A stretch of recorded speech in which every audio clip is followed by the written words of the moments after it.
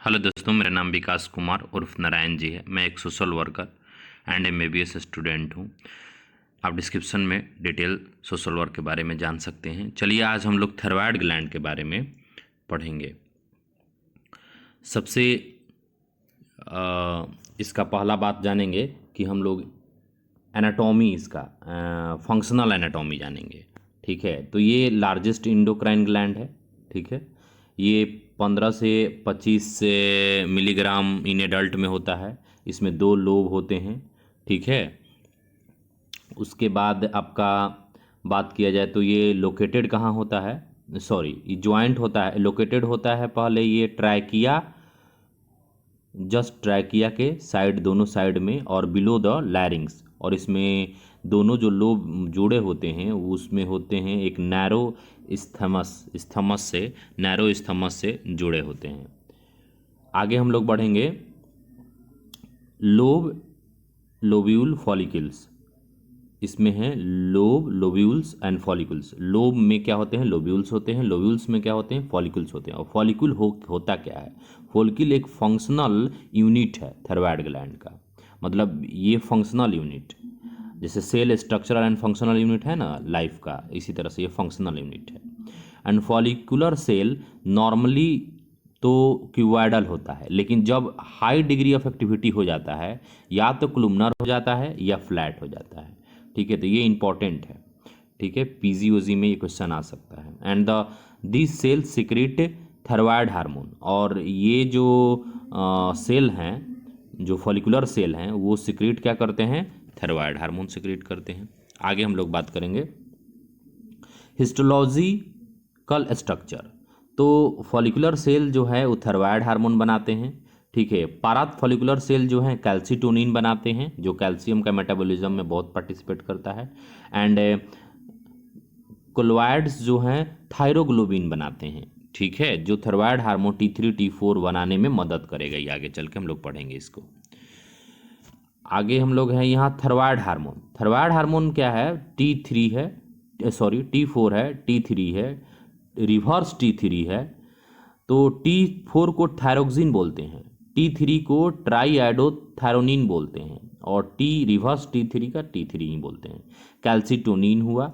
ठीक है, more active ratio क्या होगा, T3 छोटा है तो ज़्यादा होगा, 10:1 होगा, लेकिन इसका सेक्रेटरी रेशियो उल्टा है, 10:1। देखिए यहाँ T3 T4 का है ना, तो T4 T3 का यहाँ 10:1 है, तो सेक्रेटरी बिल्कुल उल्टा है। प्लाज्मा कंसंट्रेशन फ्री T4 और फ्री T3 का 2:1 है। ठीक है, कभी लोग कंफ्यूज हो जाता है। मोलर रेशियो पूछता है तो 10:1 ही पूछता है, प्लाज्मा कंसंट्रेशन रेशियो पूछता है तो 10:1 बोल देते हैं, नहीं 2:1 है। ठीक है, T4 और T3 का स्टोरेज जो है कि नहीं, स्टोरेज रेशियो T4 T3 का 10:1 है। आगे हम लोग बढ़ेंगे अब इसमें biosynthesis storage of the thyroid hormones. Iodine trapping, सबसे पहले आयोडीन ट्रैपिंग होता है। आयोडीन अपटेक किया जाता है सोडियम आयोडीन सिम पोर्ट से। सिम पोर्ट क्या होता है कि सोडियम और पोटेशियम दोनों साथ में जाएगा। ठीक है, तब सिंथेसिस होता है, सिक्रेशन ऑफ द थायरोग्लोबुलिन का। एंड ईच थायरोग्लोबुलिन जो होते हैं 140 थायरोजीन मॉलिक्यूल से बने होते हैं। टायरोसिन एक अमीनो एसिड है, टायरोसिन मॉलिक्यूल से बने होते हैं। ऑक्सीडेशन ऑफ आयोडीन कौन करता है, तो परऑक्सीडेज एंजाइम करता है, परऑक्सीडेज एंजाइम। ऑर्गेन, ये सब बायोसिंथेसिस में प्रोसेस है, स्टेप्स हैं। वही जैसे ऑक्सीडेशन कौन करता है, सिंथेसिस कैसे कौन करता है, किस चीज़ का। ठीक है, आयोडीन ट्रैपिंग हुआ, फिर थायरोग्लोबिन का सिंथेसिस हुआ, फिर आयोडीन का ऑक्सीडेशन हुआ, फिर इसी तरह से ऑर्गेनिफिकेशन ऑफ थायरोग्लोबुलिन। ठीक है, ऑर्गेनिफिकेशन, तो एपिकल मेम्ब्रेन सेल का फर्स्ट आयोडिनेट किया जाता है 3 पोजीशन पर, तो उसको मोनो आयोडेट थायरोग्लोबुलिन बोलते हैं, थायरोक्सिन बोलते हैं, sorry thyroxine, mono MIT, mono आयोडेटेड थायरोक्सिन। फिर 5वां पोजीशन पे होता है तो वो DIT बन जाता है, डाई आयोडेटेड थायरोजिन। ठीक है, तो आगे हम लोग बढ़ेंगे तो कपलिंग ऑफ रिएक्शन होगा। ये अगर दो DIT मिलेगा, दो DIT मॉलिक्यूल मिलकर क्या बनाता है, T4। और सॉरी, यहाँ सर ने गलत लिख के भेजा है कि वो हम नेट पे भी देखे थे, 1 मॉलिक्यूल ऑफ DIT और 1 मॉलिक्यूल ऑफ MIT मिलकर क्या बनाता है आपका T3। ठीक है। और स्टोर जो है, स्टोर हार्मोन कैन, हाँ एक बार अगर स्टोर कर लिया गया, कैन मीट रिक्वायरमेंट जो है 1 से 3 मंथ तक के रिक्वायरमेंट, एक बार अगर स्टोर कर लिया गया तो काम चल जाएगा 3 मंथ तक, 1 से 3 मंथ तक। आगे हम लोग पढ़ेंगे transport of T3 and T4। Most of the circulating T3 T4 are bounded form में सर्कुलेट करता है। ठीक है। ये TBG, ठीक है, थायरोक्सिन बाइंडिंग ग्लोबुलिन, ठीक है, थायरोक्सिन बाइंडिंग ग्लोबुलिन जो है, उसके बाद यहाँ पर थायरोक्सिन बाइंडिंग प्रोटीन A, ठीक है, ट्रांसथायरीन बोलते हैं इसको, ट्रांसथायरीन नाम है, एक प्रोटीन है वो बाइंड करके रखता है। फिर TB, ये सबका हम फुल फॉर्म आप इंस्टाग्राम पे जाके देख सकते हैं, हम डाले हुए हैं फुल फॉर्म, चाहे फुल फॉर्म का भी एक वीडियो बना देंगे इसका। ठीक है। एंड फ्री फ्रॉम, अब देखिए फ्री फॉर्म में क्या होता है, 0.05% होता है T4 और 0.5% होता है T3 अनबाउंडेड फॉर्म में। ठीक है, सर्कुलेट इन अनबाउंडेड फॉर्म। आगे हम लोग बात करेंगे regulation of thyroid hormone secretion. Negative feedback, body में तो मैक्सिमम चीज निगेटिव ही फीडबैक से चलता है। ठीक है, पहले हाइपोथैलेमस एक्टिवेट करता है एंटीरियर पिट्यूटरी को, anterior pituitary thyroid gland axis को, और फिर वो वहाँ से थायराइड हार्मोन निकलता है, और थायराइड हार्मोन का अगर लेवल बढ़ा तो फिर ये निगेटिव फीडबैक देकर हाइपोथैलेमस को निगेटिवली उसको रोकने के लिए ऑर्डर देगा, तो फिर ये लेवल से ज़्यादा नहीं हो पाएगा। आगे हम लोग बढ़ेंगे mechanism of action of thyroid hormone. ठीक है, तो क्या करता है, सबसे पहले डिफ्यूज करता है न्यूक्लियस में। ठीक है, अब बाइंड करता है थायराइड रिसेप्टर से, पहले जाके रिसेप्टर से बाइंड करता है, इंट्रासेलुलर ही काम करता है ना। ठीक है, तो फिर थायराइड रिसेप्टर से बाइंड किया, उसके बाद क्या होगा कि थायराइड रेगुलेटरी एलिमेंट क्या करेंगे, टारगेट DNA से एक्टिवेशन या इनहिबिशन का ट्रांसक्रिप्शन प्रोसेस करवाएंगे, या तो एक्टिवेट करके ट्रांसक्रिप्शन प्रोसेस करवाएंगे या इनएक्टिवेट कर देंगे, कुछ ना कुछ तो करेंगे अपने टारगेट के हिसाब से। एंड इंक्रीज, ये क्या कर देते हैं, इंक्रीज कर देते हैं sodium potassium ATPase synthesis, sorry sodium potassium ATPase synthesis, मतलब ATP बनने का प्रोसेस भी चालू हो जाता है। और इंक्रीज नंबर और एक्टिविटी ऑफ माइटोकॉन्ड्रिया। ठीक है, मतलब नंबर भी बढ़ा देते हैं और उसका एक्टिविटी भी बढ़ा देते हैं माइटोकॉन्ड्रिया का। आगे हम बात करेंगे action of thyroid hormone. Action क्या है, बोन डेवलपमेंट में है, टीथ डेवलपमेंट है। ठीक है, उसके बाद नॉर्मल साइकिल ऑफ ग्रोथ है, मैचुरेशन, मैचुरेशन है किसका, इपिडर्मिस एंड हेयर फॉलिकल्स और सबक्यूटेनियस टिश्यू, ये सब का ग्रोथ है। ठीक है, टिश्यू डिफ्रेंसिएशन और मैचुरेशन में भी बहुत इंपॉर्टेंट भाग है। डेवलपमेंट एंड नर्वस टिश्यू में भी, मेटाबॉलिक BMR को भी कंट्रोल करता है। कार्बोहाइड्रेट मेटाबॉलिज्म एक्सेलरेट करता है all the aspect of glucose metabolism. ये ग्लूकोजेनिक हार्मोन है, मतलब ग्लूकोज लेवल ये बॉडी में बढ़ाता है, ब्लड में बढ़ाता है। ठीक है, उसके बाद ये फैट मेटाबॉलिज्म को भी इन्फ्लुएंस करता है, और ये हाइपोथायरॉयडिज्म जब एसोसिएट होता है तो हाइपोकोलेस्ट्रोमिया हो जाता है, अगर हाइपोथायरॉयडिज्म होगा तो। प्रोटीन मेटाबॉलिज्म में भी ये एनाबॉलिक इफेक्ट दिखाता है। ठीक है, माने प्रोटीन सिंथेसिस में ये काम करता है, जैसे हम लोग टारगेट में देख चुके हैं कि ट्रांसक्रिप्शन को बढ़ाता है। एंड कार्डियोवास्कुलर इफेक्ट भी इंक्रीज करता है, मतलब कार्डियक आउटपुट इंक्रीज करता है, क्योंकि ओवरऑल इसका एनाबॉलिक है ना, तो एनर्जी चाहिए एनाबॉलिक काम के लिए, तो कार्डिक आउटपुट बढ़ा देता है। ठीक है, कार्डिक आउटपुट बढ़ा देता है। और उसके बाद है वैसोडाइलेशन। वैसोडाइलेशन इंक्रीज करता है blood flow to the tissue. Vasodilation में ब्लड फ्लो इनटू टिश्यू में ये काम करता है। आगे हम लोग बढ़ेंगे action of thyroid hormone. Tachycardia, ठीक है, ट्रैकीकार्डिया है, क्या क्या करता है, ट्रैकीकार्डिया मतलब हार्ट रेट बढ़ा देगा। Increase force of cardiac contraction मतलब है जो वेंट्रिकल है उनका कंट्रैक्शन बढ़ा देगा तो कार्डिक आउटपुट बढ़ जाएगा, इसीलिए कार्डिक आउटपुट बढ़ जाता है। ठीक है, जिससे सिस्टेमिक ब्लड प्रेशर बढ़ जाता है लेकिन डाई सिस्टेमिक ब्लड प्रेशर घट जाता है। ठीक है, इफेक्ट डेवलपमेंट नर्वस सिस्टम हम लोग बात कर चुके हैं। एंड T4 इन्हेंस करता है वेकफुलनेस एक्चुअली ये मेडिटेशन क्लास में हम लोग को सिखाया जाता था, मतलब खुद के बातों पर विचारों पर कंट्रोल, वेकफुलनेस इस तरह का चीज़ होता है। हिंदी एग्जैक्ट नहीं पता, देख लीजिएगा आप नेट पर। और अल्टरनेस से भी बढ़ा देता है, मतलब अलर्टनेस बढ़ा देता है, रिस्पॉन्सिवनेस बढ़ा देता है to stimuli and awareness to hunger, memory, learning capacity, ये सब चीज़ इन्हेंस करता है T4। ठीक है, थायरोक्सिन बोलते हैं जिसको T4 को। एंड इफेक्ट ऑफ जीआईटी पे भी इंक्रीज करता है एपेटाइट, भूख बढ़ाता है, क्योंकि भूख कैसे बढ़ाता है, क्योंकि उसको सेक्रेशन करता है डाइजेस्टिव एंजाइम को, और मोटिलिटी भी बढ़ा देता है गैस्ट्रिक का, जीआई ट्रैक का मोटिलिटी बढ़ा देता है, जिससे डाइजेस्टिव सिक्रीशन ज़्यादा होने लगता है तो एपेटाइट होने लगता है। तो ओवरऑल इसका बहुत सारा काम है।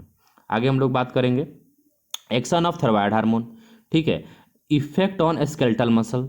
ठीक है, स्केलेटल मसल पे क्या इफेक्ट है इसका, तो स्लाइटली इंक्रीज करता है muscle and more vigorous, excessive quantity weekend muscle, ये सब इसका इफेक्ट है।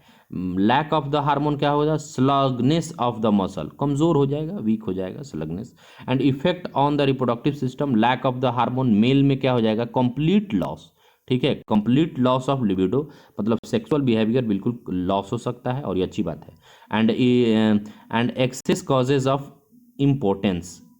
ठीक है, impotence, excess cause of impotence, ये थोड़ा दिक्कत थी। ठीक है, उसके बाद फीमेल में क्या हो जाएगा, लैक होगा हार्मोन तो हेमोरेजिया। ठीक है, मेनोरेजिया, मेनोरेजिया, पॉलीरेजिया, इरेगुलर।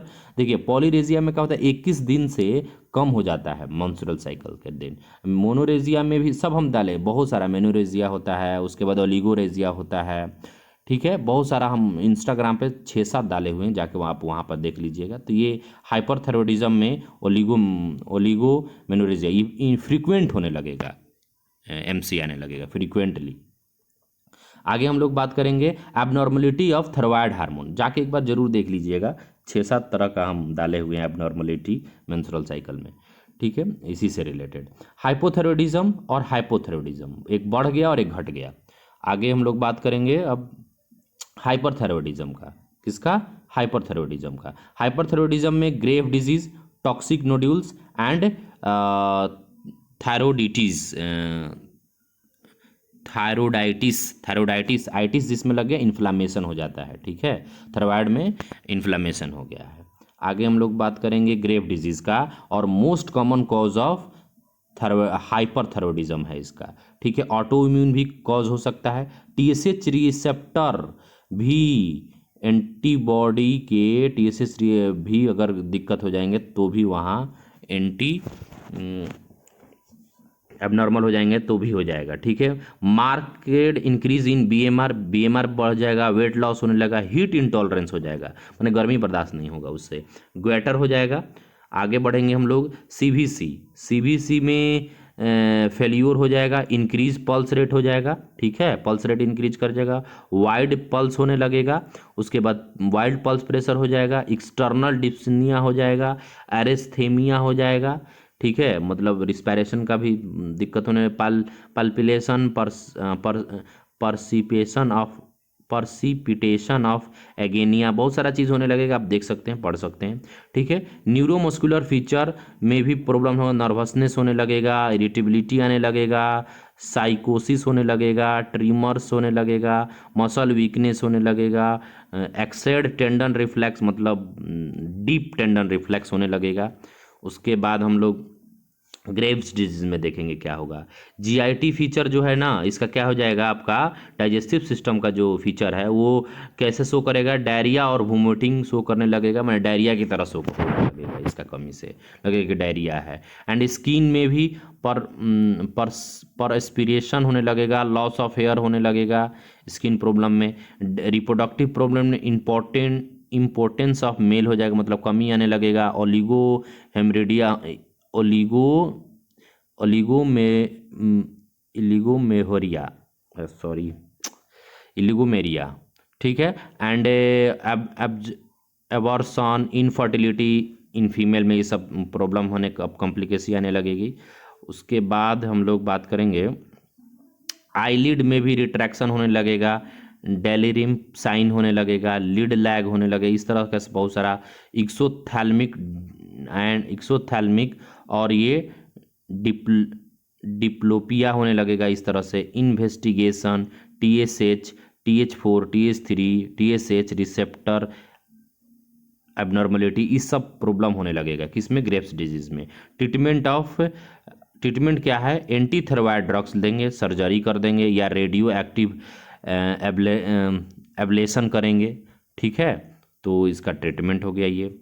आगे हम लोग बात करेंगे हाइपोथायराइडिज्म का। हाइपोथायराइडिज्म में प्राइमरी कॉज जो पहले हम लोग क्या क्या है, आयोडोपैथिक हो जा सकता है, ठीक है, आयोडीन की कमी भी हो सकता है। हिस्मोटो थायरोडिटिस भी हो सकता है, ये कॉन्जेनिटल है शायद, ठीक है। उसके बाद डिफिशियंसी ऑफ आयोडीन हो सकता है, एकदम पहले भी बता चुके हैं, आयोडोपैथिक भी हो सकता है। उसके बाद ड्रग्स इंड्यूस हो जाएगा, पोस्ट सर्जरी के कारण भी हो सकता है, या पोस्ट आयोडीन 131 एब्लेशन के कारण भी हो सकता है। उसके बाद ट्रांजिएंट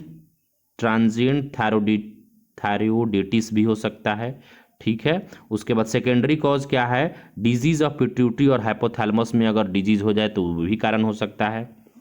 उसके बाद क्रिटिनिज्म भी हो सकता है कारण, ठीक है, इन्फेंट में जनरली होता है, ठीक है। और मेंटल, इससे होता क्या है, मेंटल रिटार्डेशन, ग्रोथ रिटार्डेशन। उसके बाद डिले, माइलस्टोन क्या है कि जैसे बढ़ता है बच्चा तो उसका एक माइलस्टोन होता है कि इतना साल पे ये चीज़ हो जाएगा, ये ग्रोथ हो जाएगा, तो वो माइलस्टोन भी डिले होने लगेंगे, ठीक है। पोस्ट वैली, प्रोट्यूब्यूड टोंग, ठीक है, flat nose, dry skin, sparse hair and X-ray, bone delay, bone age, ये सब बहुत सारा डिले, बोन एज, इस सब तरह का एक्सरे बोन्स, ये सब प्रॉब्लम होने लगे। एक्सरे में देखिएगा तो बोन का जो एज है पहले ही कुछ एज के बाद फ्यूज़ होता है, नहीं फ्यूज होता है, इस सब में प्रॉब्लम कॉम्प्लिकेशन आने लगेगा।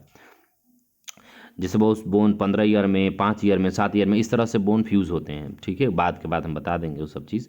अब जुवेनाइल हाइपोथायराइडिज्म जो है शॉर्ट स्टेचर हो जाएगा, मतलब छोटा हाइट हो जाएगा, पुअर स्कूल परफॉर्मेंस हो जाएगा, डिले प्यूबर्टी हो जाएगा, and future and adult hypothyroidism हो जाएगा, मैक्सोडीमा, ये सब चीज़ें होने लगेगा। आगे हम लोग बढ़ेंगे, टायरनेस, मैक्सोडीमा में टायरनेस, वेट गेन, कोल्ड इंटॉलरेंस, हाँ देखिए उसमें हीट इंटॉलरेंस था, इसमें ठंडा नहीं बर्दाश्त होगा इससे। CVC जो है ना, कार्डियोवास्कुलर सिस्टम जो होगा वो ब्रेटिकार्डिया में चला जाएगा, घट जाएगा, ठीक है। हाइपरटेंशन होने लगेगा, पेरिकार्डियल इफ्यूजन होने लगेगा, ये सब कारण है। इस देखिए नर्वस, न्यूरोमस्कुलर में मूवमेंट, स्पीच, थॉट स्लो होने लगेगा, delay reflex of the ankle reflex and carpal tunnel syndrome भी आने लगेगा। ये कैसे होगा कार्पल टनल सिंड्रोम, मैं एक अलग वीडियो बनाऊंगा इस पर, ठीक है, बहुत इंपॉर्टेंट है ये। एंड स्किन ड्राई होने लगेगा, थिक और नॉन पीटी एडिमा होने लगेगा। चलिए, और रिप्रोडक्टिव में वही menorrhagia infertility more common, importance less common हो जाएगा। एंड ब्लड में एनीमिया, ब्लड की कमी होने लगेगी। उसके बाद इन्वेस्टिगेशन इसका करेंगे कैसे, वही जैसे उसका किए थे, T3, T4, TSH, cholesterol, CBC और PBS से भी हम लोग करेंगे, ठीक है। ये सब क्या है आप इंस्टाग्राम पे जाके देख सकते हैं, सब एक ही वीडियो में बहुत लंबा हो जाएगा। एंड ट्रीटमेंट जो है कि नहीं, लाइफ लॉन्ग रिप्लेसमेंट ऑफ L-थायरोक्सिन है, ठीक है। ट्रीटमेंट जो है इसका आप समझिए, बहुत दिक्कत नहीं है। आप देखिए थायराइड फंक्शन टेस्ट, ठीक है, तो इसमें क्या है, BMR मेजर किया जाता है, estimation of protein bound iodine measure किया जाता है, रेडियो ऑप्टिक आयोडीन ऑप्टिक का मेजर किया जाता है, measurement of T3, T4, TSH, ये तो पहले भी बता चुके हैं। USG थायराइड ग्लैंड भी किया जाता है, सब फंक्शनल टेस्ट हैं, ठीक है। थायराइड का स्कैन भी आयोडीन 131 डालकर या TC, ये भी एक एटम है, रेडियो एक्टिव एटम है, तो इसको भी डालकर डिटेक्ट हम लोग हॉट और कोल्ड नॉन फंक्शनिंग नोड्यूल के बारे में हम लोग देखते हैं। जो फंक्शनिंग है उसको हॉट और जो नहीं है नॉन फंक्शनिंग है उसको कोल्ड बोला जाता है।